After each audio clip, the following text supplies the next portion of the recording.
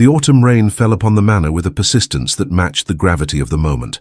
Through the tall windows of the corridor, the world beyond appeared grey and indistinct, as though even the weather conspired to witness what should remain hidden.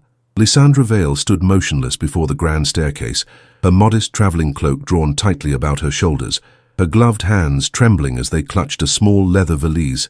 The household staff had withdrawn into the shadows, a mercy born of their uncertainty regarding the truth of what had transpired. Whispers travelled through the servants' quarters, with the inevitability of plague, each iteration of the rumour more grotesque than the last. The laundry-maid had sworn she'd overheard something scandalous. The under-butler had nodded knowingly. And so the story had grown, cultivated in hushed tones and careful silences, until it had become something neither she nor anyone of conscience could have conceived. Lady Verena Coldmere had been thorough in her work. Miss Vale. The voice came from above, measured and grave. She did not need to lift her eyes to recognize it. The Reverend Silas Hartwell descended the staircase with the solemnity of a man bearing the weight of moral judgment. His spectacles caught the gaslight, rendering his eyes opaque and impenetrable. "I trust the letter of reference has been provided to you, however limited the circumstances necessitate." Lysandra raised her gaze, and in that moment the Reverend saw something that gave him pause. Not defiance, but a composed dignity that no number of accusations could fracture. Her hazel-green eyes were dry, though the landscape of her heart had been ravaged entirely. "I am grateful for any courtesy extended, Reverend," she replied, her voice steady and measured. "Though I confess I do not fully comprehend the necessity of my departure, I have committed no crime, save to exist in a place where certain persons deemed my presence inconvenient." The Reverend adjusted his collar, a gesture born of discomfort rather than necessity.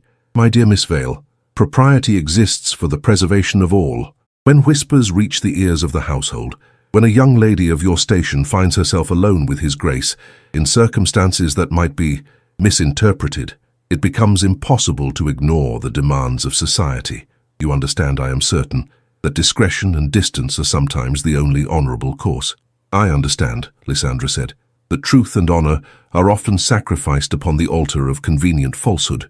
The words hung between them, neither accusatory nor submissive, simply true. The Reverend had no answer to offer that would not further expose his own complicity in the machinery that had condemned her. At that moment, a door opened from the direction of the Duke's study. His Grace Alistair Winthorne stood framed in the doorway. His expression was a study in controlled restraint, the careful arrangement of features that aristocratic men have perfected across generations. Yet something flickered behind his grey eyes, a conflict unresolved, a truth withheld. "Miss Vale," he said, and the formality of his address struck her like a physical blow. Where once there had been warmth, now there was only the polite distance of protocol. "Your carriage awaits. I trust you will find the arrangements adequate for your journey." He could not look at her, not truly, and that absence of his gaze, that refusal to meet her eyes, spoke more eloquently than any protestation of innocence ever could. In that moment, Lysandra understood with crystalline clarity that he had chosen belief in the lie over faith in her character. Whether through weakness or through fear of social censure, he had allowed her to be sacrificed. The tears came then, not from despair but from the peculiar agony of discovering that one's heart has been invested in a vessel unequal to its contents. "Your Grace," she said, and her voice was barely audible above the percussion of rain against the window panes, "I shall trouble your household no further. Pray tell the staff that I have taken my leave with gratitude for their kind treatment. And should anyone inquire as to my character, I trust you will allow the truth of my conduct to speak for itself, however tardy that truth may be in arriving." She did not wait for his response. To have done so would have been to surrender entirely to the dissolution threatening to overtake her. Instead, she turned toward the door, her posture upright, her movements precise. The Reverend stepped aside, as though her departure held a contagion that proximity might transmit. As she crossed the threshold into the November afternoon, the weight of years descended upon her shoulders like an accumulation of snow. The carriage stood ready, ancient and austere. The coachman, an old man whose loyalty to the household was absolute, helped her ascend without meeting her gaze. As the vehicle lurched forward, Lysandra turned back once to glimpse the manor through the rain-streaked window.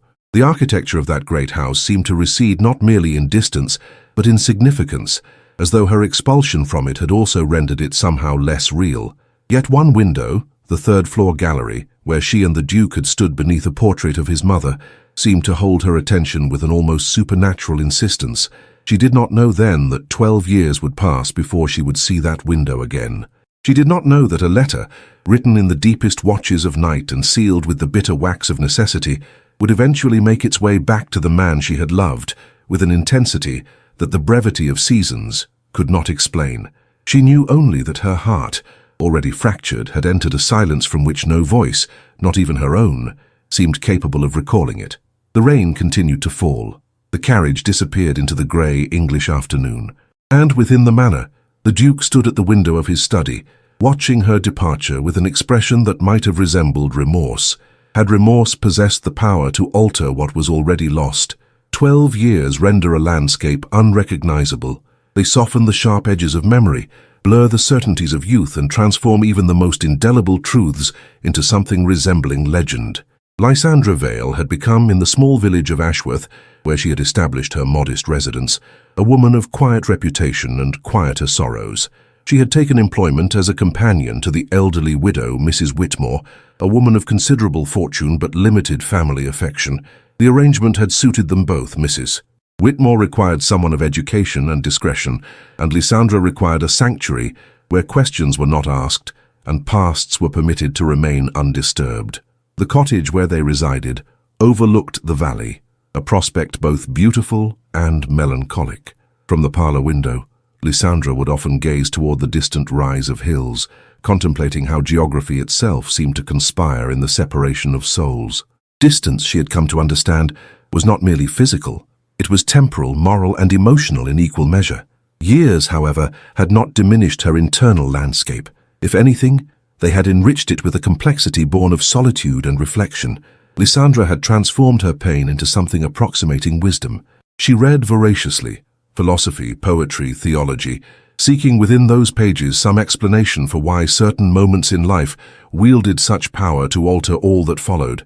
Mrs. Whitmore, despite her limited expressions of affection, had come to rely upon Lysandra with the dependence that only age can justify.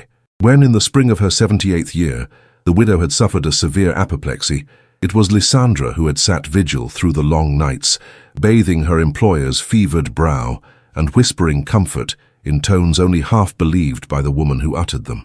"You should marry," Mrs. Whitmore had said one afternoon, her speech still somewhat impeded by the effects of her stroke. "A woman of your accomplishments and gentleness should not be condemned to servitude." Lysandra had merely smiled, that particular expression of resignation that she had perfected across years of practice. "My dear Mrs. Whitmore, I am precisely where I ought to be. The matter requires no further contemplation." Yet it was not true. In the privacy of her small chamber beneath the rafters of the cottage, Lysandra had written. She had written extensively, pouring into foolscap the tumult of her heart. The events of those distant days when she had served in the Duke's household, the growing attachment that had flowered between herself and his Grace, and the brutal manner in which that attachment had been severed by forces she could neither combat nor fully comprehend. The letter had begun as an act of catharsis and had evolved into something approaching confession. She wrote of the afternoon in the library, when the Duke had found her weeping over a volume of Keats. She wrote of his unexpected tenderness, the way he had offered his handkerchief, and asked, with genuine concern evident in every syllable, what sorrow could possibly bring such evident distress to a woman of her evident sensibility. She wrote of the conversation that had followed, of how they had spoken for hours of poetry and philosophy, of art, and the particular loneliness that attaches itself to those of elevated station. She wrote of the moment when his hand had briefly touched hers across the desk, a contact so fleeting that she had wondered if her own heart had conjured it as some delusion born of desire. And she wrote of the terrible knowledge that had come thereafter, that their encounter had been witnessed, interpreted through the lens of malice, and transmitted into scandal by those whose power derived from the careful maintenance of social hierarchy. The letter grew in length and complexity, becoming not merely a recounting of events, but a careful construction of truth. Within its pages, she sought to explain her departure not as an admission of shame, but as a choice born of honor. She had left, she wrote, because to remain would have been to expose the Duke to ridicule and suspicion. She had sacrificed her own position and reputation in silent acknowledgement of a love that could never be publicly acknowledged and therefore must be privately destroyed. As she wrote, Lysandra had no expectation that the letter would ever reach him. It was an exercise in exorcism, the deliberate articulation of what her lips could never have uttered. Yet as Mrs. Whitmore's health deteriorated, as it became increasingly evident that her employer's time in this world was approaching its terminus, Lysandra found herself seized by an impulse that transcended reason. When Mrs. Whitmore passed on a grey February morning, leaving Lysandra in modest financial security and complete solitude, the letter was completed. Sealed with wax and bearing the Duke's name in her own careful hand, it sat upon the escritoire in her chamber like a condemned prisoner awaiting execution. For 3 months she could not bring herself to post it. The act of sending seemed to her a final severing, a definitive acknowledgement that what had existed between them was not merely lost, but dead. Yet to retain it was to carry a secret so profound that it began to calcify within her chest like stone. In May, under a sky of approaching summer, Lysandra had finally placed the letter in the hands of a courier, with instructions to ensure its safe delivery to the Duke's London residence. She had included no return address. She had signed it only with her Christian name. Thus, she had whispered to the empty cottage as the courier rode away, I commit my heart to the post, trusting that time, at least, will deliver what I cannot. What she did not know, what years of separation had rendered impossible for her to comprehend, was that the Duke had never truly believed in her guilt. What she could not have imagined was that his own silence had been born not of conviction but of cowardice, and that the weight of that cowardice had evolved across the years into a burden so substantial that it had begun to consume his capacity for anything approaching genuine joy. The letter would arrive, but before it did, events would unfold that would place both of them upon a threshold neither could have anticipated. The morning of the letter's arrival was unremarkable in all external respects. The sun rose over London with the indifference that celestial bodies have perfected across eons. The servants of Winthorne House proceeded through their appointed duties with mechanical precision, and the Duke, as he had done on countless mornings across the preceding 12 years, reviewed his correspondence with the detached efficiency of a man whose life had become largely administrative. He was no longer young, though neither was he aged. The years had impressed upon his features a gravity that some might have mistaken for wisdom, but which was in truth primarily the residue of sustained regret. His hair had begun to silver at the temples. Lines had accumulated around his eyes, not the pleasant creases of laughter, but the harder inscriptions of a man who had learned to contain his feelings with such deliberation that the act had begun to deform his countenance. The estate was prosperous. Parliament occasionally sought his counsel on matters relating to his considerable holdings. The title, which he had inherited at the age of 19 following his father's sudden death, had become synonymous with a kind of austere respectability. He had never married. Numerous ladies of appropriate station had been presented to him across the years, each theoretically suitable, each entirely lacking in the ineffable quality that might have inspired genuine attachment. The Morning Post had arrived as it invariably did, conveyed by his secretary with the reverence typically reserved for religious relics. Among the usual assemblage of bills, parliamentary notices, and correspondence from the various agents who managed his properties, there was a single letter whose appearance caused his habitual composure to fracture, if only momentarily. The handwriting was unmistakable. 12 years had not altered its essential character, the particular elegance of the penmanship, the way certain letters were formed with a deliberation that bespoke intelligence and care. His hand trembled as he lifted the letter. For a moment, he could not bring himself to open it. The seal bore only wax, unmarked by any crest. This alone told him something profound. The letter came from someone who wished to maintain a certain anonymity, yet whose identity was rendered transparent by the very familiarity of the script. His heart, which he had believed largely incapable of profound feeling, began a cadence that approximated panic. He dismissed his secretary with a gesture more abrupt than courtesy warranted. When he was alone, with the door of his study secured against intrusion, he carefully broke the seal. The letter comprised several pages written in the same meticulous hand. Your Grace, it began, and the formality of the address, maintained even after 12 years of silence, struck him as a kind of exquisite torment. As he read, the geography of the past reconstructed itself around him. She had written of that afternoon in the library, the conversation that had ranged across philosophy and art. She had written with such precision of his words that he recognized in her recounting a fidelity to truth that was almost painful in its exactitude.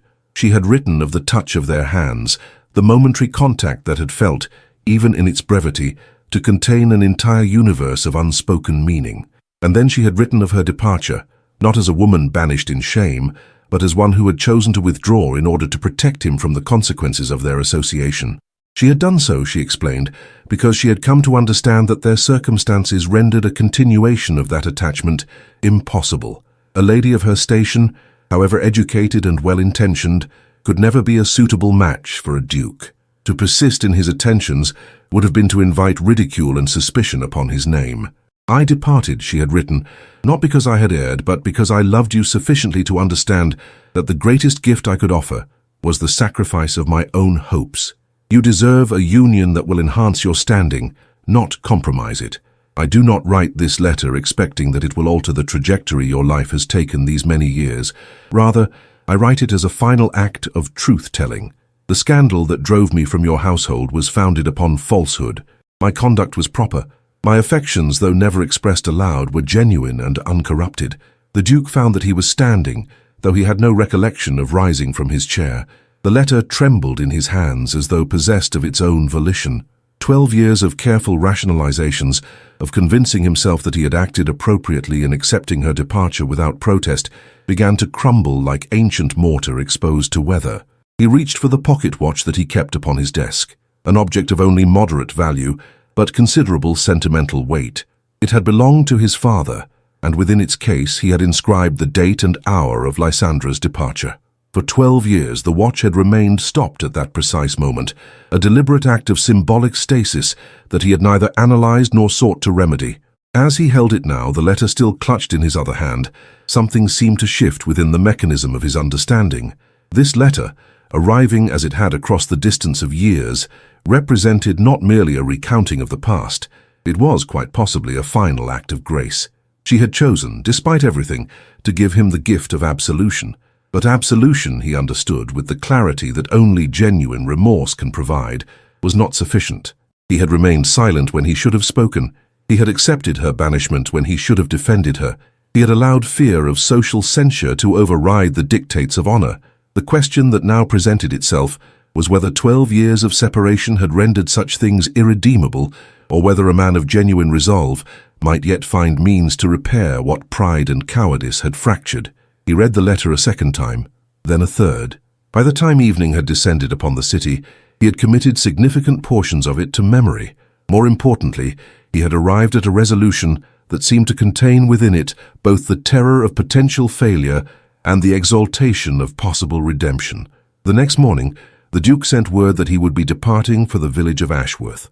He gave his staff no further explanation. The journey itself would require 3 days of travel, and he had no certainty that the woman whose letter he now kept secured within his desk would receive him. Yet the prospect of finally confronting the fundamental error he had committed, and seeking, against all probability of success, to repair it, seemed to him a purpose sufficiently noble as to justify whatever humiliation might result from the attempt. As his carriage pulled away from Winthorne House, the Duke found himself clutching the letter, as though it were a talisman.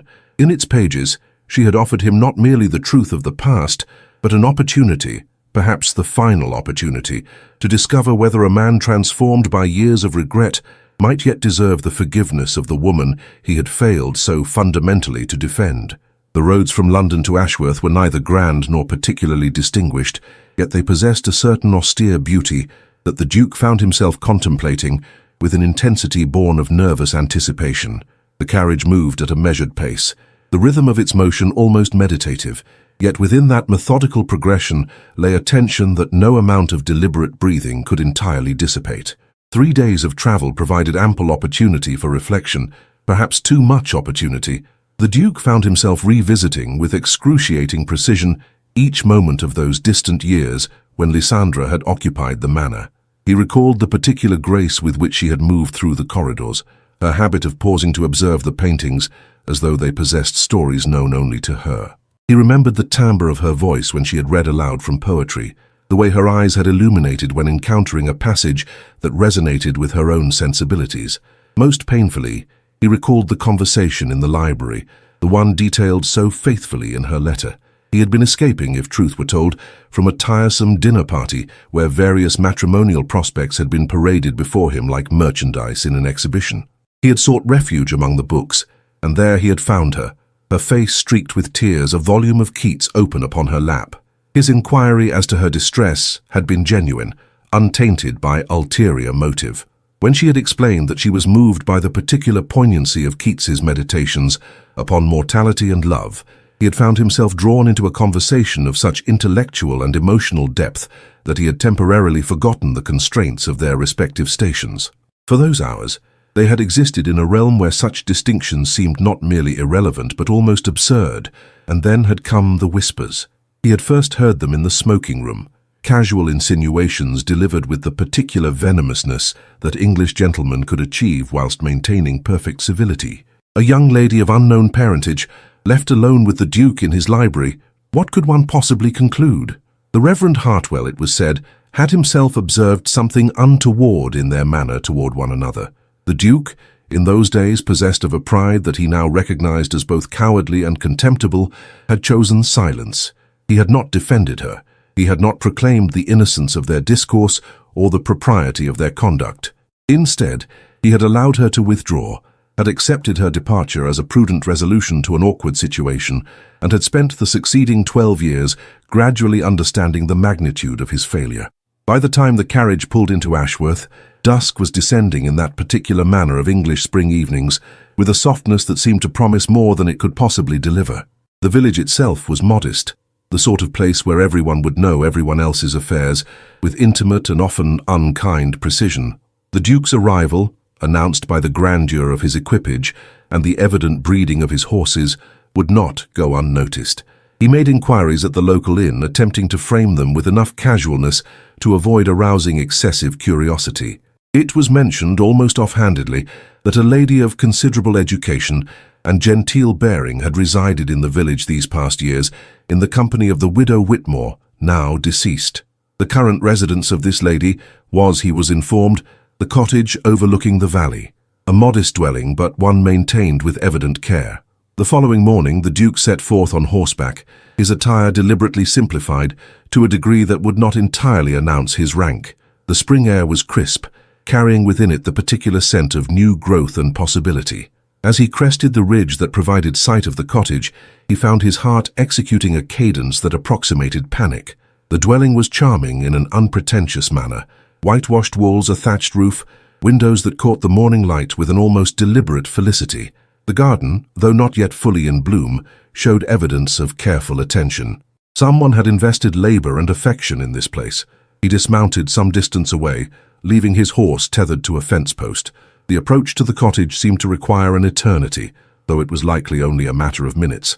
His mind, typically so meticulously organized, had become a chaos of competing impulses and contradictory impulses. What if she refused to receive him? What if the passage of years had rendered her indifferent to his presence? What if she had moved beyond the hurt and could not be reconciled to the man who had failed her so thoroughly? The door opened before he could raise his hand to knock. For a moment, neither of them moved. The woman who stood in the doorway was Lysandra, and yet she was not the woman he remembered. Time had not diminished her beauty, but it had altered its character. Where once there had been a kind of luminous youth, there was now a quality of hard-won wisdom. Her eyes contained depths that had not been present 12 years prior, the accumulated weight of solitude, reflection, and carefully managed sorrow. "Your Grace," she said, and her voice held neither surprise nor displeasure. Rather, it contained a kind of resigned acceptance, as though she had always understood that this moment would eventually arrive, and had made peace with its inevitability. "I did not expect you to read my letter as an invitation to visit.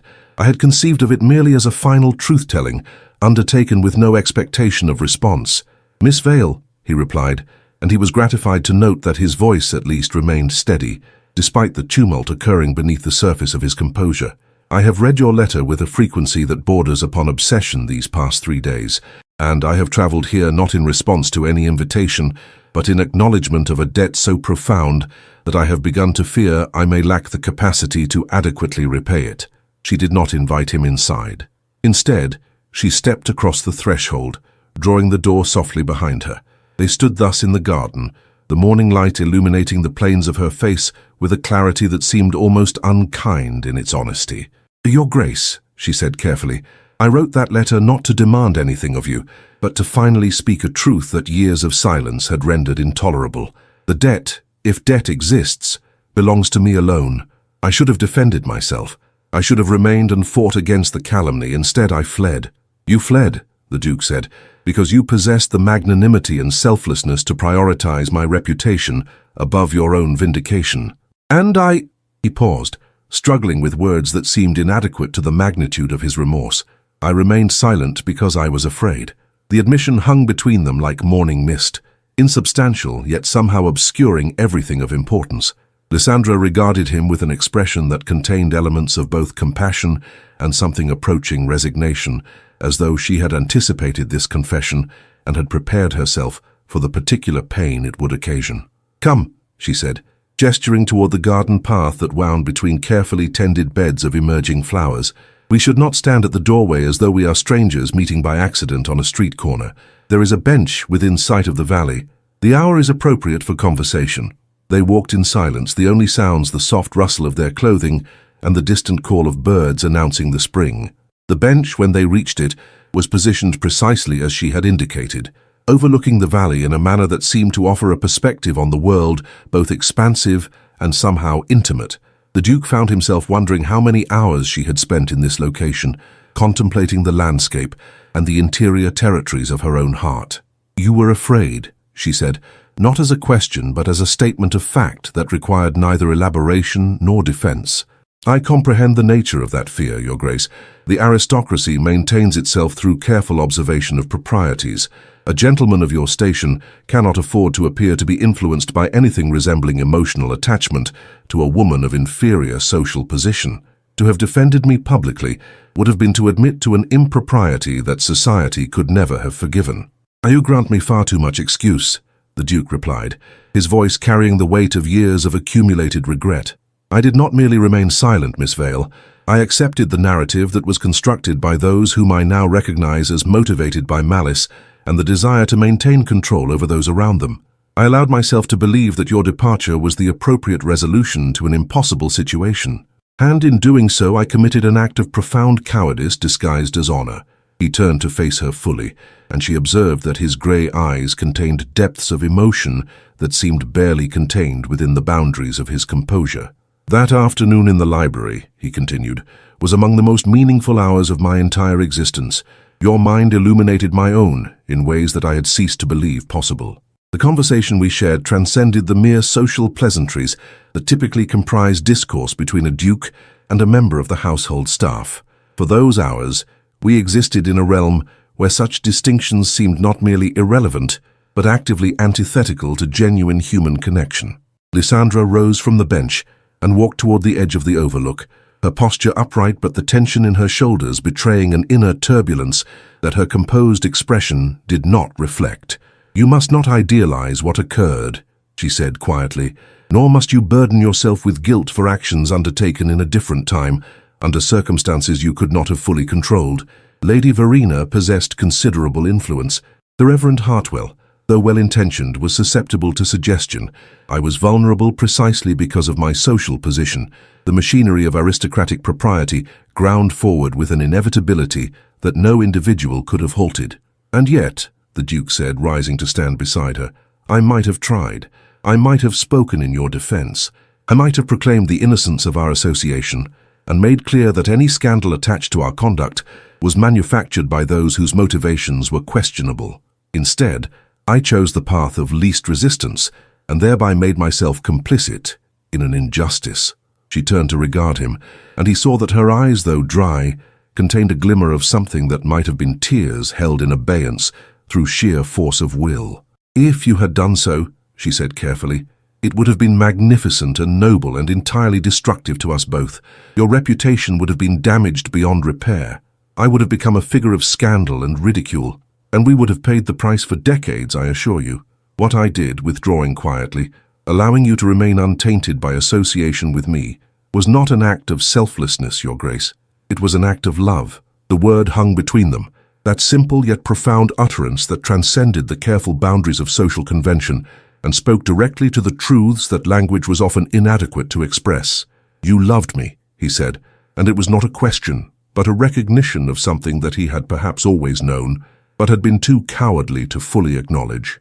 "I did," she replied, "not with the passion of youth, which is often merely infatuation, but with the deliberate, conscious choice of a woman who recognized the worth of another human being and elected to value that worth above her own desires. It was a love that could never be publicly acknowledged and therefore must be privately accepted and then released." The Duke reached toward her, not to touch, but as though his gesture alone might bridge the distance that circumstances had imposed between them. "I have spent 12 years," he said, "learning to understand the magnitude of what I lost through my failure of courage.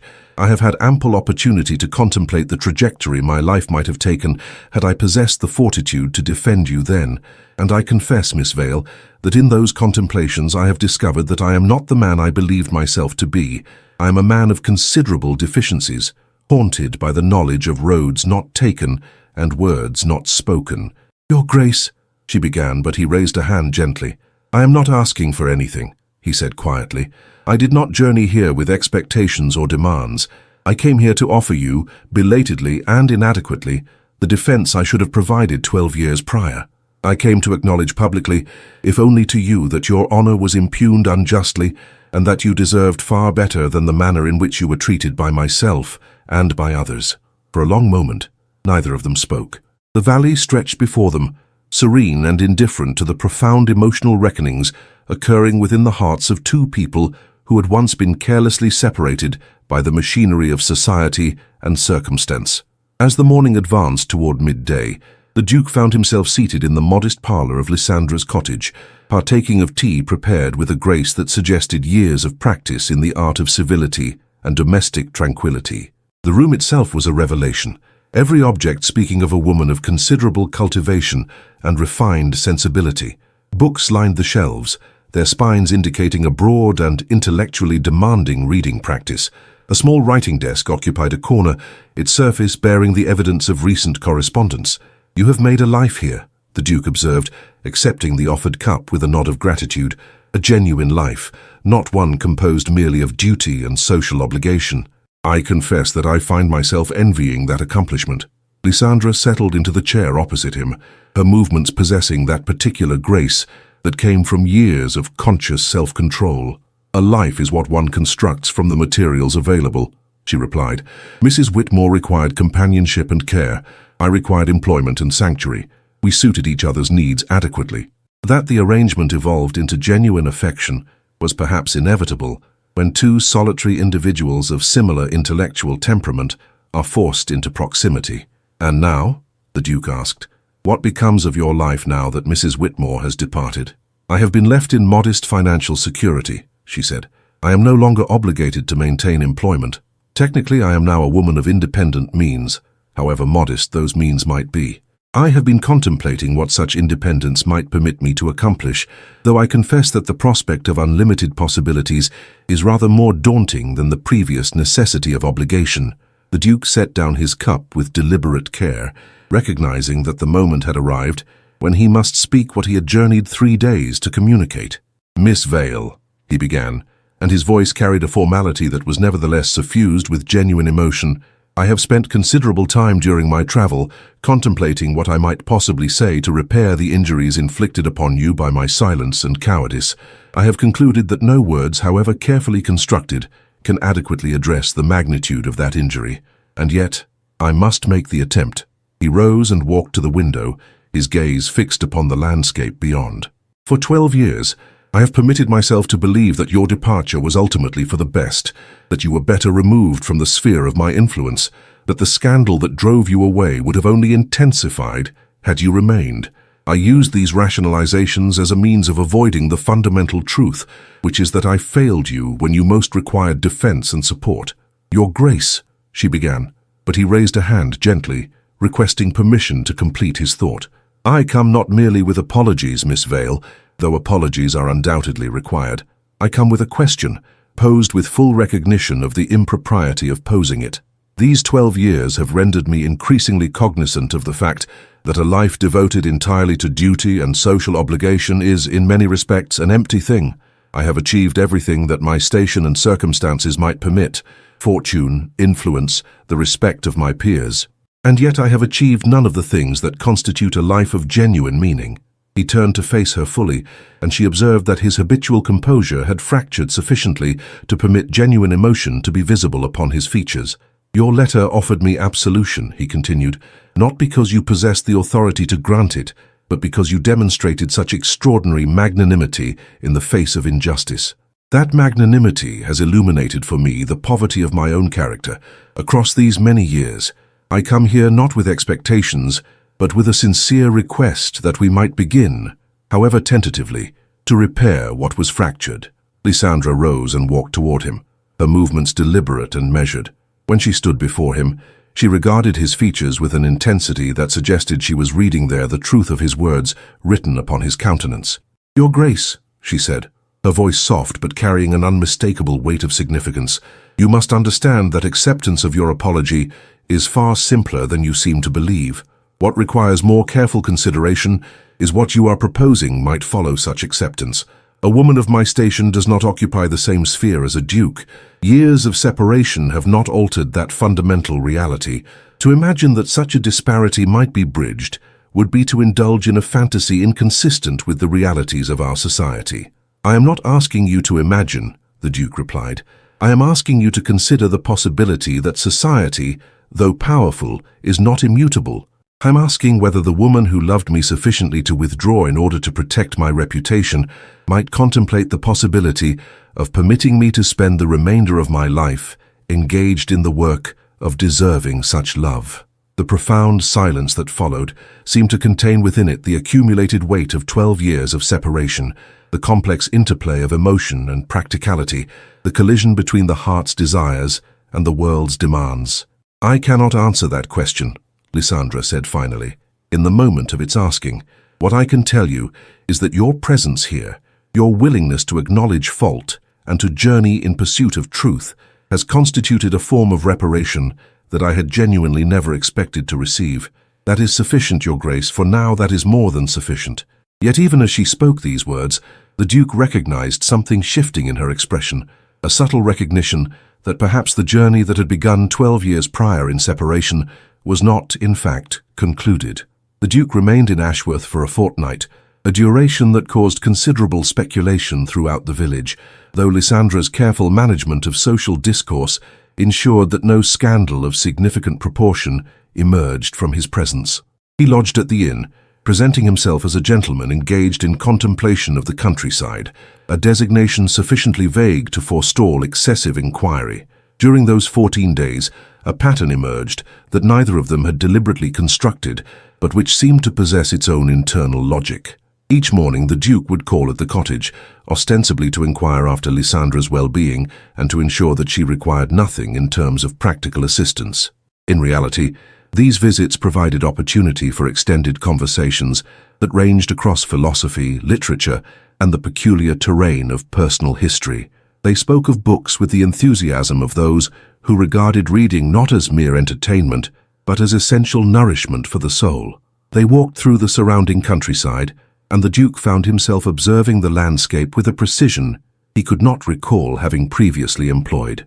Everything seemed to contain significance: the particular way light fell through the leaves, the manner in which Lysandra moved along the path, the timbre of her voice when she spoke of the natural world. On the 8th day of his residence in the village, a letter arrived at the inn bearing the seal of his London solicitor. The Duke read it while seated in his modest chamber, and its contents occasioned a response that transcended mere professional correspondence. The letter concerned a matter that had occupied his attention for some years, a piece of property in Cornwall, substantial in scope and considerable in potential value. The land itself was productive, but there existed upon it the ruins of what had once been a significant library, destroyed during the Commonwealth period.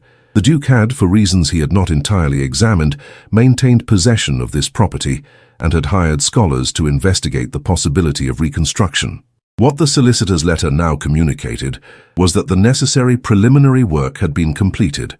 The Duke now possessed in his hands the architectural drawings, the historical documentation, and the financial assessment required to undertake the restoration project.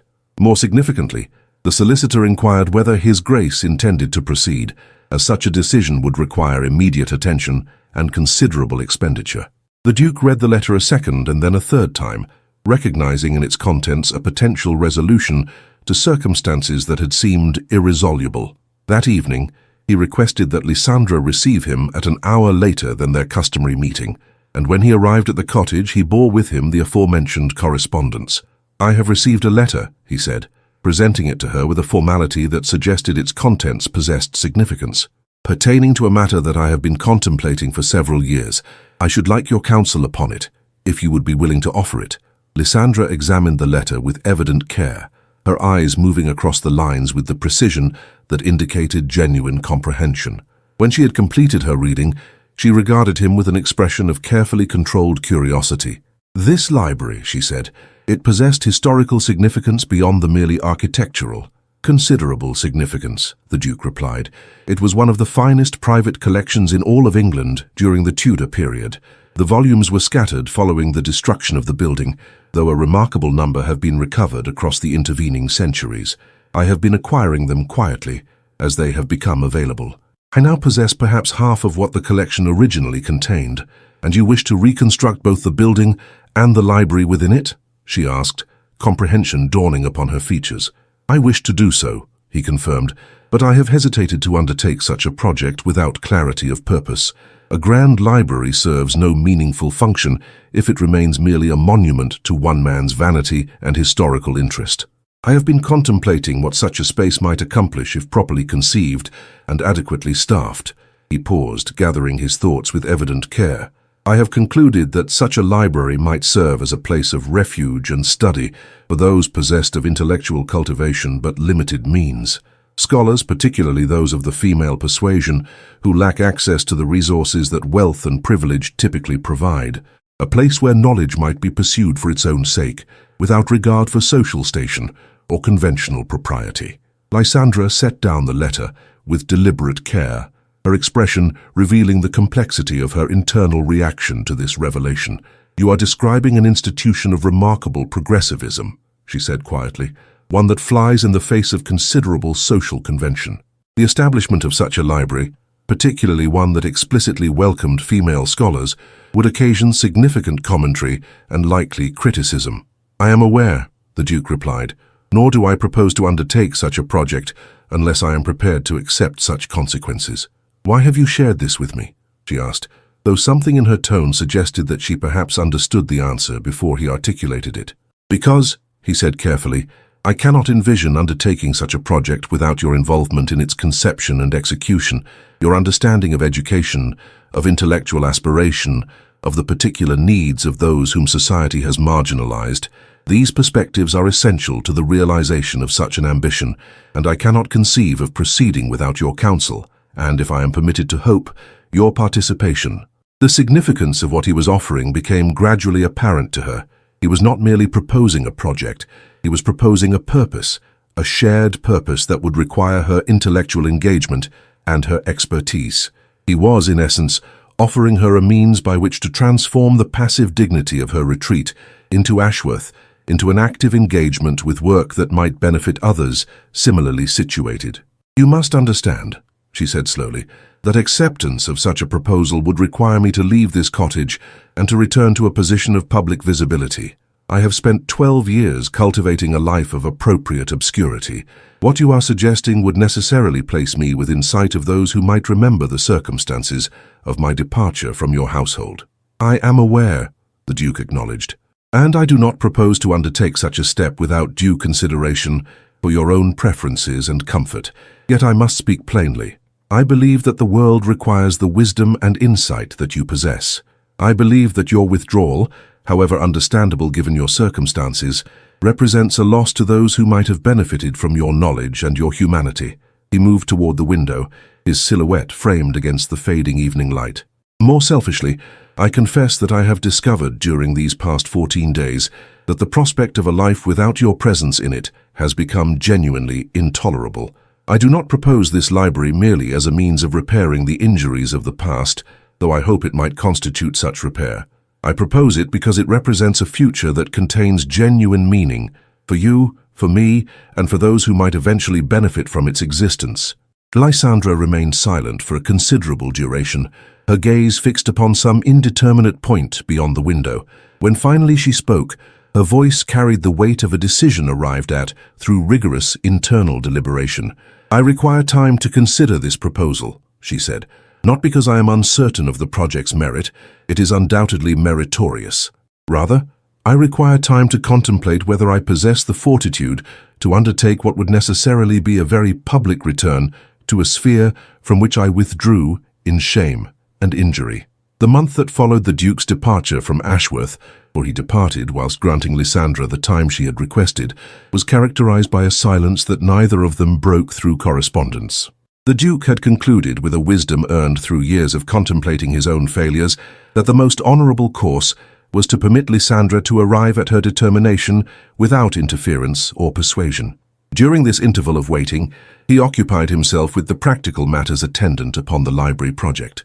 He travelled to Cornwall to examine the ruins personally, commissioning detailed architectural studies and engaging in extensive consultation with historians concerning the probable organization and contents of the original collection. He acquired, through his agents, additional volumes from the scattered remnants of the original library. He drafted preliminary regulations governing the use of the collection and began to contemplate the practical matter of securing qualified staff. Yet despite the occupation these matters provided, he found himself increasingly aware of the inadequacy of such external labour. What the project required, what his life required, was the engagement of a mind that could perceive purpose beyond mere preservation, that understood education not as the transmission of knowledge from one vessel to another, but as the cultivation of human potential in all its manifestations. At the conclusion of that month, a letter arrived at Winthorne House. The Duke recognized the handwriting immediately, and his heart executed a cadence that approximated panic, despite his conscious awareness that such physical reactions were essentially undignified for a man of his station and years. The letter was not lengthy. In fact, it comprised only a single page written in Lysandra's precise and elegant hand. It read, "Your Grace, I have spent this past month in contemplation of the proposal you have offered, alongside the broader implications that acceptance would necessarily entail. I have examined my own heart with considerable rigor, seeking to distinguish between the desires born of emotion and those arising from genuine conviction regarding the right course of action. I have concluded that to refuse your proposal would be to commit once again the very error for which I have spent these 12 years granting you absolution, namely, the prioritization of social convention and the fear of public judgment above the pursuit of meaningful work and the service of others. Therefore I come before you with my answer. I accept the partnership you have offered in the establishment of the library. I accept the risk of public judgment and the necessity of confronting those who engineered my withdrawal from your household, and I accept the possibility that in undertaking such work, I might discover that the years of withdrawal, though painful, have equipped me with insights and perspectives that have value beyond the merely personal. I shall require 2 months to settle my affairs here in Ashworth and to prepare myself emotionally for the transition that awaits. At the conclusion of that period, I shall be prepared to travel to Cornwall and to begin the work of transforming your vision into reality. I remain, as always, yours in service and in respect."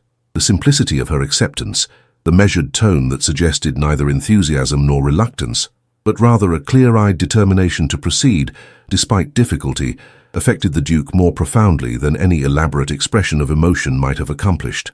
When the 2 months had elapsed, he travelled to Ashworth to receive her personally. The cottage, which had served as her sanctuary for so many years, was secured with a care that suggested she did not anticipate a future return. She had given notice to the village that she would be departing, and had distributed her personal effects among those who had shown her kindness during her residence. The journey from Ashworth to Cornwall required 4 days of travel, and during those 4 days, Lysandra and the Duke rediscovered a rhythm of companionship that transcended the awkwardness inherent in a situation where social convention provided no clear guidance. They spoke extensively of the library project, examining its various practical dimensions and the philosophical purposes that undergirded its existence. Yet they also spoke of literature, of history, of the landscape through which they travelled. When they arrived at the Cornish property, The ruins that awaited them were more substantial than Lysandra had perhaps anticipated. The stone structure, despite its evident decay, possessed an undeniable dignity. The Duke had arranged for temporary quarters to be prepared for her residence, situated at a respectful distance from the manor itself, yet sufficiently proximate that she might oversee the work of restoration without undue inconvenience. "Here," the Duke said, gesturing toward the ruins with evident emotion, "we shall construct something that transcends the merely personal. We shall create a sanctuary for minds and spirits that have been constrained by the arbitrary restrictions of society and circumstance. And in doing so, perhaps we shall discover that the journey that began with tears and separation might yet culminate in something approaching redemption." Lysandra regarded the ruins with an intensity that suggested she was perceiving not their present deteriorated state, but their future possibility. The shelves laden with volumes, the tables occupied by scholars in serious pursuit of knowledge, the light streaming through windows yet to be constructed. "Your Grace," she said, her voice carrying an undertone of emotion carefully modulated into composure, "I perceive the outline of something remarkable in this endeavor. I am prepared to commit myself fully to its realization. It was not a declaration of love. Propriety and circumstances still prevented such explicit utterance. Yet in the shared vision of what they might accomplish together, in the implicit recognition that their purposes had become intertwined, there existed a bond that transcended the merely professional." As the sun descended toward the western horizon, casting the ruins into perspective and shadow, the Duke and Lysandra walked the perimeter of the property, discussing plans, offering observations, collaborating in the construction of a future that neither of them could have imagined during the dark days of their separation. 6 months of labor, intensive, demanding, and often frustrating, transformed the Cornish estate into something approaching completion. The architectural restoration proceeded with meticulous precision under the supervision of a team of skilled craftsmen. The interior design, however, represented Lysandra's particular triumph. She had worked tirelessly to envision spaces that would be simultaneously welcoming to those unaccustomed to the privilege, typically associated with grand libraries and intellectually rigorous in their organization and curation. Yet the project's public unveiling represented a challenge of considerably greater magnitude than the merely physical restoration of a building. The Duke's intentions to establish an institution explicitly designed to provide intellectual resources to those whom society typically excluded from such access were sufficiently radical to occasion considerable commentary within aristocratic circles. Various members of the nobility had questioned the appropriateness of such an endeavor. Several had suggested that it represented a dangerous drift toward radicalism and a troubling erosion of the social hierarchies that maintained order and stability. The establishment of what was essentially a public library, however restricted its initial access might be, was regarded by many as a peculiar, if not actively dangerous, deviation from the proper conduct expected of a man of the Duke's station. Yet the Duke had resolved to proceed regardless, and more significantly, to associate Lysandra's name publicly with the project. This decision, though not explicitly articulated, effectively constituted a public acknowledgement of her rehabilitation and a rejection of the scandal that had driven her from his household years prior. The formal opening of the library was scheduled for a date in late autumn, and invitations were circulated to persons of significance throughout England. The event itself was to be accompanied by the presentation of the collection's catalogue, prepared with meticulous care by Lysandra, and a formal articulation of the principles governing the library's operation. In the days preceding the opening, Lysandra found herself seized by a combination of anticipation and anxiety. She would be appearing publicly for the first time in 12 years in a role that explicitly associated her with the Duke. She would be presenting herself to society as a woman of intellectual authority and professional accomplishment. The risk of encountering those who remembered, or believed they remembered, the circumstances of her previous departure was substantial and genuine. Yet beneath the anxiety lay something approaching exhilaration. She had spent 12 years in quietude, her considerable talents constrained within the modest compass of her residence in Ashworth. Now she stood upon the threshold of an opportunity to employ those talents in service of purposes that transcended the personal, to create an institution that would benefit countless others similarly situated to her own previous circumstances. The evening preceding the formal opening, the Duke requested a private audience with her in the library's reading room, a space that had been completed only days prior and which possessed an austere beauty that seemed to embody the project's fundamental principles. "Tomorrow," he said without preamble, "you will stand before representatives of society and present yourself as the intellectual architect of this institution. You will answer questions regarding your role in its conception and your vision for its future. And in doing so, you will necessarily expose yourself to judgment and commentary from those whose opinions may not be favorably disposed toward your presence or your work." "I am aware," Lysandra replied. "I have contemplated these possibilities extensively. What I wish to convey," the Duke continued, "is that you need not undertake this alone. I intend to stand beside you tomorrow not merely as the proprietor of the library, but as a man who has come to understand that the judgments rendered against you 12 years prior were unjust, and that my own failure to defend you in that moment represents a stain upon my own honor that requires remedy." He moved toward her, and though he did not attempt to touch her, his proximity suggested an intimacy born of shared purpose and genuine affection. "More than that," he said quietly, "I wish to make public declaration of my conviction that your wisdom, your character, and your intellectual contributions constitute a value to this enterprise and to society far exceeding any considerations of social station or conventional propriety. I wish the world to understand that in establishing this library, I am not merely creating an institution of learning. I am acknowledging a woman whom I have come to recognize as my equal in every particular that matters, and whose presence in my life has become essential to my own understanding of what constitutes a meaningful existence." Lysandra felt the careful composure that had sustained her across 12 years of disciplined restraint threatened to crumble. The tears that emerged were not the tears of the young woman who had departed the Duke's manor in humiliation and despair, but tears of a woman who has undergone considerable transformation through solitude and reflection and has arrived at last at a place where hope seems no longer entirely foolish.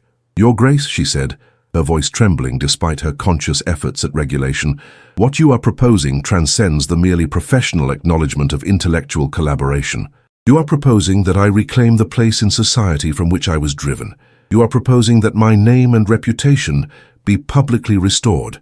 "I am proposing," the Duke replied, "that you be recognized for what you have always been, a woman of remarkable integrity, intelligence, and worth. Society may choose to resist such recognition, but I am resolved that my own conviction regarding your character shall not waver, and that I shall publicly demonstrate that conviction regardless of the judgments rendered by others." The following morning, the Duke and Lysandra stood together in the entrance hall of the newly opened library, greeting the assembled guests who had travelled from across England to observe the institution's unveiling. The presence of a woman of unmistakable accomplishment and intelligence, standing beside the Duke in a position that suggested intellectual partnership and genuine collaboration, occasioned considerable commentary and, in many instances, barely concealed surprise. Yet as the day progressed, as Lysandra's expertise became evident in her detailed explanations of the collection's organization and her articulate exposition of the principles governing the library's operation, something shifted within the assembled company. Individuals who had come prepared to render judgment found themselves instead engaged in genuine intellectual discussion. Those disposed to scrutinize found themselves instead impressed. By the time the formal opening concluded and the guests began their departure, the narrative that would subsequently circulate throughout society began to take a new shape. What had been scandal had transformed into something approaching admiration. What had been whispered judgments became open acknowledgement of intellectual accomplishment and genuine worth. As the final guests departed and the library fell into silence, the Duke and Lysandra stood together in the reading room, exhausted but triumphant. "We have accomplished something remarkable," she said quietly. "We have," the Duke agreed. "Yet, what we have accomplished extends far beyond the establishment of a library. We have, I believe, begun the work of redemption, not merely for you, though that is paramount, but for ourselves in our individual capacities, and perhaps in some small measure for a society that has been demonstrated through this day's events to be capable of recognizing truth and worth when presented with sufficient clarity." The seasons transformed the Cornish landscape with a regularity that seemed almost designed to underscore the passage of time and the permanence of change. Winter arrived with surprising gentleness, snow adorning the ruins of the library with an austere beauty that Lysandra found herself contemplating at length from the windows of her residence. The shelves, now populated with volumes meticulously catalogued and arranged, seemed to possess an almost animate quality, as though the accumulated knowledge contained within their leather bindings constituted a form of living consciousness. 6 months had elapsed since the library's formal opening, and in that interval, the institution had attracted precisely the constituency for which it had been conceived. Scholars of limited financial means, women of intellectual cultivation but restricted access to educational resources, individuals possessed of genuine curiosity regarding subjects that fell outside the conventional curriculum of universities and established institutions, all had begun to arrive at the Cornish estate seeking access to knowledge that society had deemed inappropriate for them to pursue. Lysandra had assumed the position of Director of Collections, a designation that, while not explicitly articulated, rendered her the intellectual authority governing the library's operations. She had established protocols for the admission of new members, had developed educational programs designed to facilitate intellectual growth, and had begun to correspond with scholars throughout Europe regarding the acquisition of additional volumes to augment the collection. Yet beneath the external accomplishments, the internal landscape of her emotional life had undergone equally significant transformation. The Duke, who maintained his residence at the manor adjoining the library, had established a pattern of daily consultation with her regarding matters both operational and philosophical. These consultations frequently extended well beyond what their ostensible purpose required, evolving into conversations of such intellectual depth and personal significance that both participants found themselves increasingly aware of boundaries, social, professional, and emotional, becoming increasingly attenuated. It was during one such consultation in the early weeks of winter that the Duke had broached a subject that both of them had consciously avoided throughout the preceding months. "Miss Vale," he had said, with a formality that suggested he was addressing a matter of considerable magnitude, "I find myself in possession of a question that I am uncertain whether I possess the right to articulate, yet I have concluded that continued silence upon this matter constitutes a form of dishonesty that violates the principles of candor upon which our professional association has been established." Lysandra had set down the catalogue she had been examining with deliberate care, recognizing that his tone indicated significance. "I have observed," he continued, "that the pattern of my own internal emotional life has undergone considerable transformation across these months of our collaboration. I have found myself contemplating futures previously regarded as impossible, envisioning possibilities that society's rigid conventions would ordinarily preclude, and I have arrived at the conclusion that what I am contemplating transcends the professional and the collaborative, extending into territories that conventional propriety would characterize as decidedly improper." "Your Grace," she had replied, her voice steady though her internal state was anything but calm, "I am aware of what you are suggesting. I am equally aware that to give voice to such suggestions would be to expose both of us to considerable social commentary and potential censure. I am aware," he had acknowledged, "yet I find myself increasingly convinced that a life devoted entirely to the careful management of social perception, whilst neglecting the genuine needs and authentic desires of the heart, constitutes a form of spiritual poverty that no amount of outward accomplishment can remedy. I do not propose to press the matter unduly, yet I wished you to understand that if circumstances were to alter in manner that might render such discussion appropriate, I would welcome the opportunity to articulate more fully what has become increasingly evident to me across these months of collaboration." The conversation had concluded without further elaboration, yet it had established a fundamental acknowledgement that transformed the landscape of their relationship. The boundary between professional association and personal attachment had become increasingly permeable, though neither of them had yet permitted it to dissolve entirely. It was in this state of acknowledged but unresolved attachment that the Duke had received in December a letter from his solicitor indicating that a matter of considerable legal complexity had arisen requiring his immediate attention in London. The matter concerned a property dispute that threatened to consume weeks of his time and would necessarily necessitate his departure from Cornwall. "I find this timing particularly unfortunate," the Duke had said to Lysandra when informing her of his required absence. "Yet legal matters, however inopportune their emergence, cannot be indefinitely postponed. I shall endeavour to return within the month. In my absence, I entrust the library entirely to your direction. Your judgment has proven invariably sound, and I have complete confidence in your capacity to manage its operations independently." Yet as his carriage departed for the journey to London, both the Duke and Lysandra were acutely aware that his absence represented more than merely a temporary separation. It represented a testing of the attachment that had developed between them, a separation that would permit Lysandra to contemplate, in solitude, whether the feelings she harbored were genuine affections or merely products of gratitude and proximity. The month of his absence proved far longer than the calendar would suggest. Winter deepened, snow accumulated, and the library continued its quiet work of intellectual cultivation. Yet without the Duke's presence, Lysandra found herself confronting an awareness she had been able to avoid, whilst his physical proximity could distract her from deeper truths. She was in love with him, not with the gratitude of a woman grateful for rehabilitation, but with the authentic, complex love of a woman who had come to recognize in another human being something that transcended social station, acknowledged circumstance, and aligned with the deepest requirements of her own nature. The recognition was both exhilarating and terrifying. It suggested possibilities, while simultaneously acknowledging the formidable obstacles that stood between those possibilities and their realization. Yet it also suggested that the 12 years of separation, painful though they had been, had not rendered her incapable of genuine feeling. Rather, they had equipped her with the wisdom to recognize authentic connection when it manifested. When the Duke finally returned to Cornwall in the early weeks of January, Lysandra was prepared. She understood with crystalline clarity what she had come to feel and what she believed, despite considerable social impediments, might be mutually acknowledged. The winter winds that greeted the Duke's return to Cornwall carried an intensity that seemed to mirror the emotional turbulence occupying the interior landscape of his consciousness. The legal matters that had occupied his attention in London had been resolved, yet their resolution had brought him no satisfaction. Instead, his weeks away had crystallized what months of proximity had suggested, namely, that the conventional structures governing his life had become fundamentally inadequate to the genuine needs of his heart. He had arrived at the library in the late afternoon, his journey having consumed the entirety of the preceding day and the morning of the current one.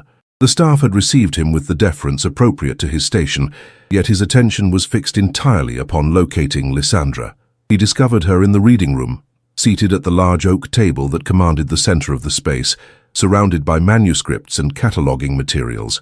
She looked up at his entrance, and in that moment of recognition, he observed something in her expression that transcended mere professional acknowledgement, something that suggested a readiness, a preparation, as though she had anticipated this meeting and had positioned herself emotionally to receive what it might contain. "Your Grace," she said, rising with composed grace, despite the evident emotion visible in her eyes, "I trust your journey has concluded safely, and that the legal matters requiring your attention have been adequately resolved." "They have," he replied, yet he found himself unable to sustain the formal distance that propriety would ordinarily require. Instead, he moved toward her with a directness that violated all conventional protocols. "Lysandra, I have spent these past weeks away from Cornwall in a state of considerable emotional torment. I have attempted to convince myself that what I have come to feel constitutes merely a temporary aberration, born of proximity and shared purpose. Yet I have failed entirely in this effort." She did not retreat, nor did she attempt to diminish the significance of what he was articulating. Instead, she remained motionless, regarding him with an intensity that suggested she had been awaiting this very articulation. "During my absence," he continued, "I have come to recognize that the life I have constructed across these many years, a life devoted to duty, to appropriate conduct, to the careful management of social perception, constitutes a profound betrayal of the authentic self that perhaps might have been cultivated under different circumstances. Yet I have also come to understand that circumstances, though they impose constraints, do not ultimately determine the essential choices that constitute a human life." He paused, gathering the words adequate to express what his heart had come to comprehend. "I am asking, Lysandra," he said, his voice carrying an intensity that seemed to elevate the moment beyond the merely personal and into territories of genuine spiritual significance, whether you would consider the possibility of a union that would bind us together not merely in the work we share, but in the authentic companionship of two souls who have come to recognize in one another something approaching completion of themselves. The silence that followed seemed to extend across eternity, though it was likely only moments. Lysandra's eyes, those remarkable hazel-green depths that had captivated him across all the years of separation and solitude, filled with tears that were not born of sorrow, but of a joy so profound that its magnitude seemed almost overwhelming. "So, Your Grace," she said, her voice trembling with emotion held in careful equilibrium, 12 years ago, I loved you with the love of youth, passionate, idealistic, and ultimately impotent to alter the circumstances that sought to separate us. I departed your household not in shame, as society believed, but in the exercise of a love that understood sacrifice as its highest expression. Yet I did not know then, and could not have comprehended, that time itself might serve not as a means of diminishing that attachment, but as a furnace within which it would be refined and deepened and transformed into something approaching genuine wisdom. She moved toward him, and for the first time in 12 years the distance that circumstance had imposed between them began, in earnest, to collapse. "What I feel for you now," she continued, "transcends gratitude and professional collaboration, though it encompasses both. I love you not for what you have offered me in redemption, but for who you have revealed yourself to be, a man capable of growth, of genuine remorse, of authentic commitment to purposes that transcend the personal. I would be honored, truly honored, to undertake the journey of a shared life with you, knowing that such an undertaking will necessarily expose us both to considerable social commentary and judgment." The Duke reached toward her, taking her hand with a tenderness that seemed to acknowledge both its fragility and its strength.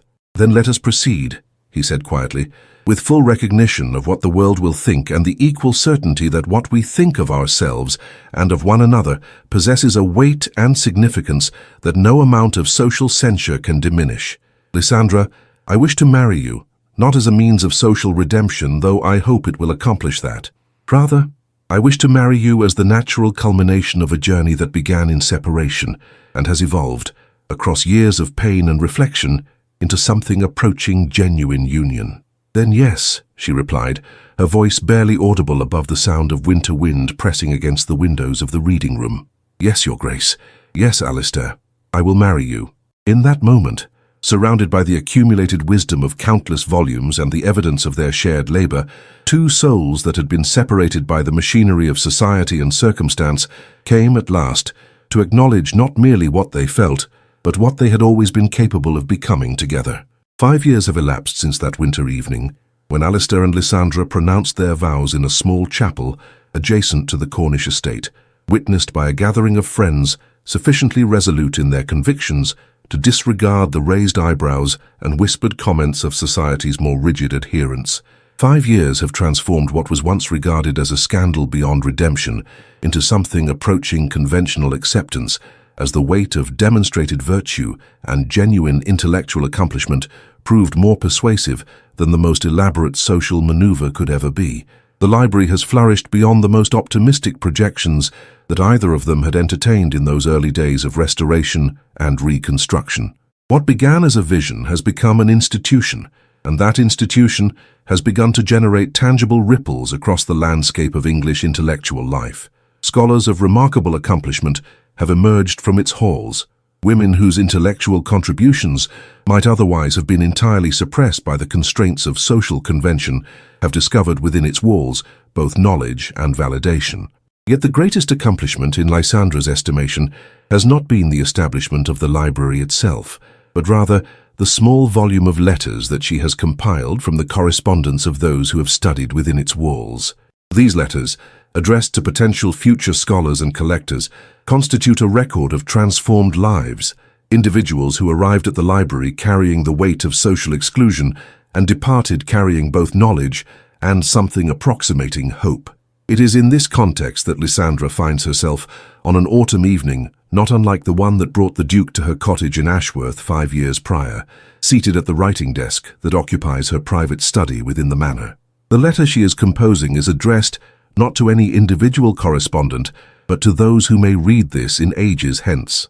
"To whomsoever encounters this letter, in times yet unknown to me," she writes, her hand moving across the foolscap with the precision born of years of practice, "I commit to written record an account of a journey that began in separation and humiliation and has evolved across the years into something approaching redemption and genuine union. I do so not because I believe my personal narrative to possess significance, beyond the merely individual, but because the principles it illustrates may possess value for those who find themselves, in their own times and circumstances, constrained by the arbitrary judgments of society and the limitations imposed by accident of birth. I was 12 years prior to my marriage to the Duke of Winthorne, a woman of considerable accomplishment, yet limited station, whose presence in his household occasioned scandal born not of genuine impropriety, but of the malice of those whose power derived from the careful maintenance of social hierarchy.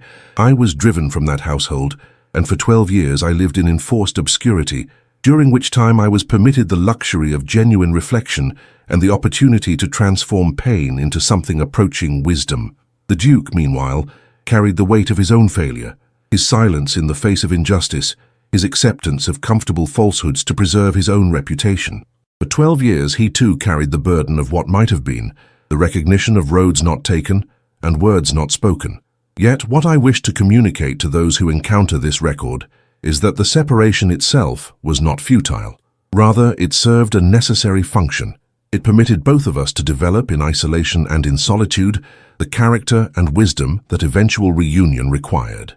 We did not meet as we were 12 years prior, when social convention and youth might have rendered our connection ultimately unsustainable. We met as we had become, transformed by pain, refined by reflection, equipped with the genuine compassion that can only be born of authentic suffering.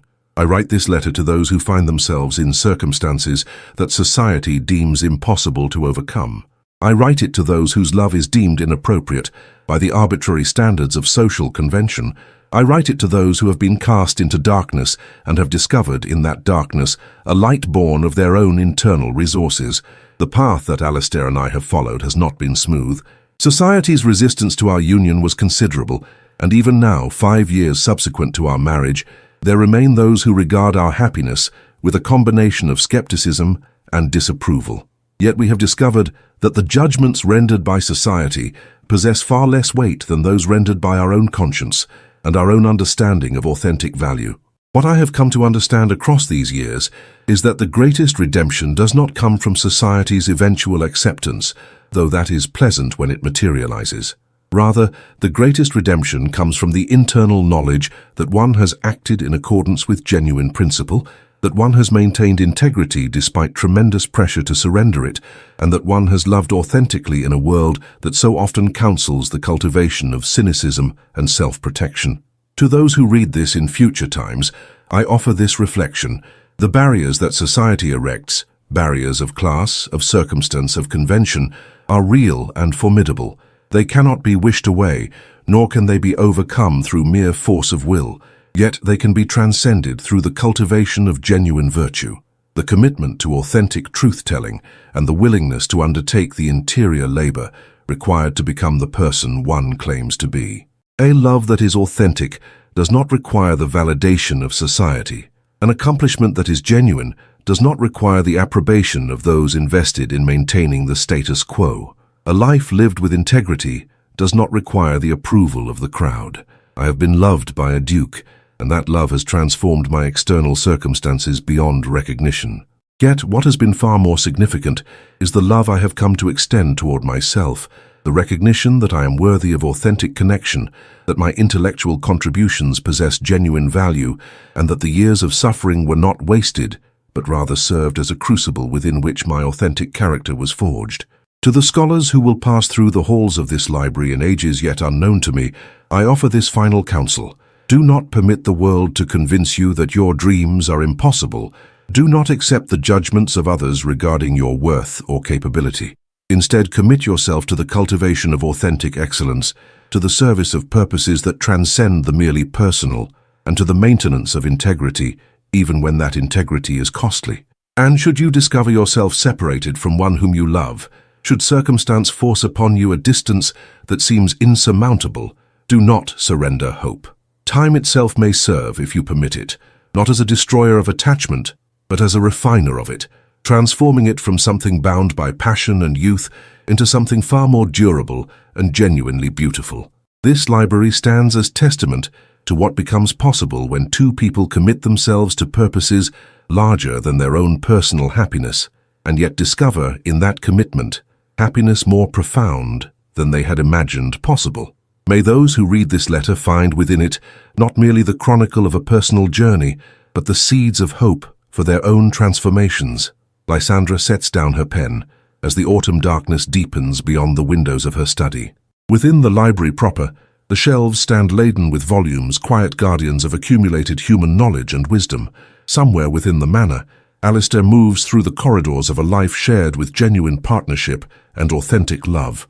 5 years of marriage have not diminished the sense of wonder that she experiences when encountering him unexpectedly, the moment of recognition that this man who had failed her so profoundly in the past has spent those years learning not merely how to repair that failure, but how to become the person worthy of the love she had offered him across 12 years of separation.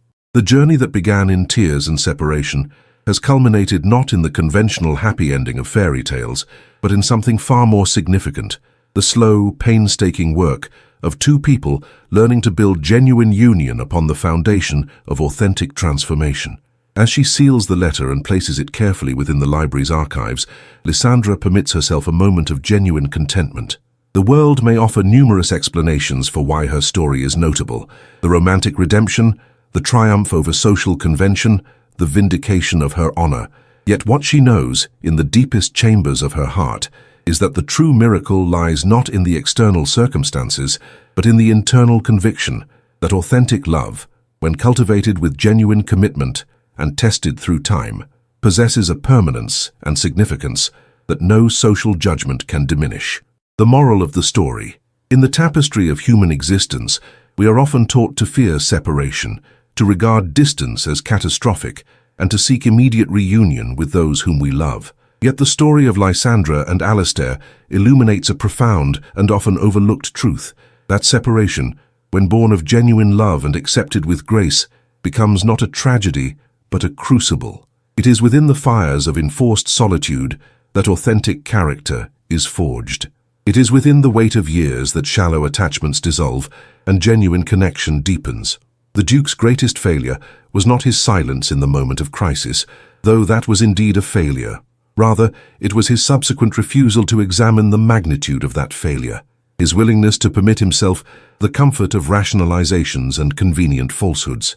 Yet it was precisely this period of reckoning, this confrontation with his own cowardice and inadequacy, that equipped him to become truly worthy of the woman he had once failed.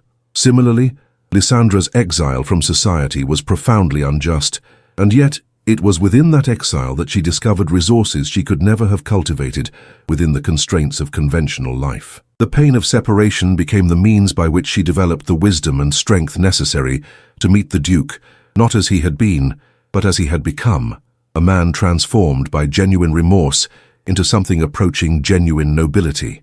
What this story teaches us is that redemption is not swift, nor is it comfortable. It demands of us the willingness to examine our own failures with unflinching honesty. It requires of us the capacity to extend forgiveness not merely to those who have wronged us, but to ourselves for the ways in which we have fallen short of our own highest potential. And it demands of us the profound courage to believe that authentic love, when tested across time and circumstance, emerges not diminished but refined, transformed into something far more durable than the passionate attachments of youth could ever be. The barrier between Lysandra and Alistair was not ultimately one of class, though society's rigid hierarchies certainly complicated their path. Rather, it was the barrier of their own incomplete selves, their unexamined fears, their unacknowledged failures, their refusal to confront the gap between who they claimed to be and who they actually were. It was only through the crucible of separation that they were each forced to undertake the interior labor required to close that gap, to become the people their genuine potential suggested they might be. We live in a world that counsels us to seek the path of least resistance, to accept the judgments of society regarding our worth and capability, to regard the obstacles placed before us as insurmountable. Yet Lysandra's letter to posterity reminds us that this counsel, however comforting in its initial iteration, ultimately represents a betrayal of our own authentic potential. What is required of us, instead, is the courage to undertake the genuine work, the internal labor of transformation, the commitment to authentic excellence, the willingness to love in a world that so often counsels self-protection above authentic connection. When love is genuine, time does not diminish it. Instead, time refines it, tests it, and ultimately reveals whether it was ever authentic at all. Those who have remained separated across years and found upon reunion that their attachment endures. These individuals understand something that the world often fails to teach. They understand that authentic love is not dependent upon external circumstances, social validation, or convenient proximity. Rather, it persists precisely because it is rooted in genuine recognition of another's authentic worth, tested through time and refined through the fires of separation and reunion. May we all, in our own lives and according to our own circumstances, discover the courage to undertake such transformation. May we learn to regard our pain not as merely tragic, but as potentially redemptive. And may we come to understand that the greatest love stories are not those that avoid separation, but those that transcend it, those in which two souls, tested apart and refined through solitude, discover that their attachment, far from being destroyed by time, has been transformed into something genuinely eternal.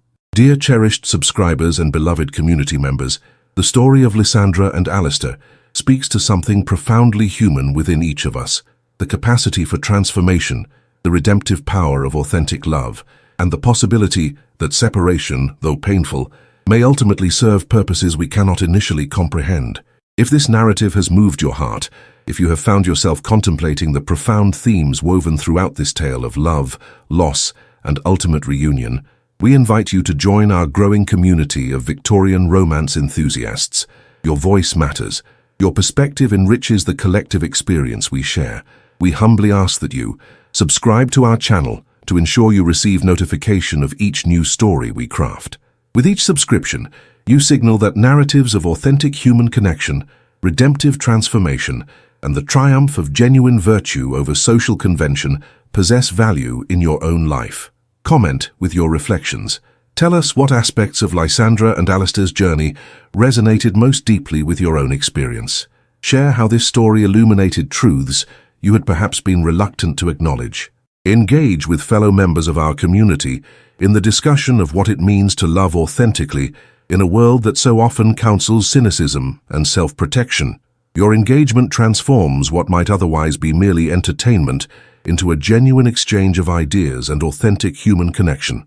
Precisely the quality that both Lysandra and Alistair ultimately discovered was worth the sacrifice of all else.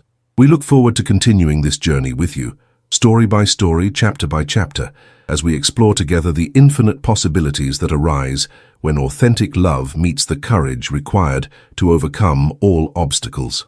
With profound gratitude and deep appreciation, the Victorian Romance Audio Stories team crafting narratives of authentic love, redemptive transformation, and the enduring power of genuine human connection, one story at a time.